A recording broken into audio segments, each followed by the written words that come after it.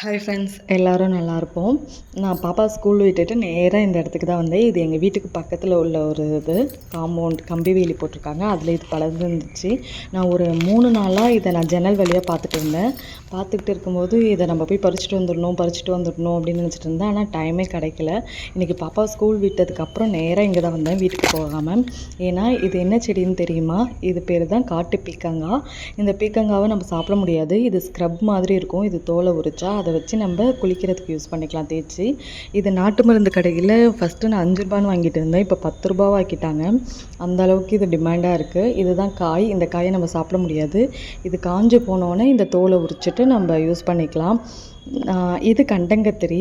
இதுவும் நிறைய இருந்தது. நான் இன்றைக்கி தான் பார்த்தேன். இது பூச்சிப்பல்லுக்கு யூஸ் பண்ணுவாங்க. நான் கண்கூட பார்த்துருக்கேன். பூச்சிப்பல்ல இதை வச்சு புகை மூட்டி பூச்சி உழுவும்.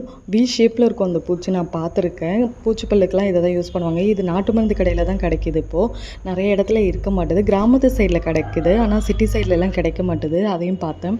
இத்தனை பீக்கங்காவை பறிச்சுட்டு வந்தேன். ஒரு 7 இருக்கும்னு நினைக்கிறேன். எல்லாத்தையும் பறிச்சுட்டு வந்து தோலை உரிச்சிட்டு அதில் உள்ள விதையெல்லாம் எடுத்துட்டேன். விதையெல்லாம் நம்ம சும்மா காலி இடத்துல போட்டால் அது முளைச்சிருக்கும், யூஸ் ஆகும் அப்படின்ட்டு. நம்ம இதை மாதிரி ஸ்க்ரப் யூஸ் பண்ணுறது ரொம்ப நல்லது. சில பேர் பிளாஸ்டிக்கில் யூஸ் பண்ணுறாங்க. அதோட இது ரொம்ப நல்லது. இது ஆனால் கசக்கும், லைட்டாக வாயில் பட்டால் கசக்கும். இது இன்னும் காயணும். கையில் பார்க்குறேன், பிசு பிசுன்னு இருந்துச்சு. இந்த வீடியோ உங்களுக்கு பிடிச்சிருந்தா லைக் பண்ணுங்கள் ஃப்ரெண்ட்ஸ். தேங்க்யூ.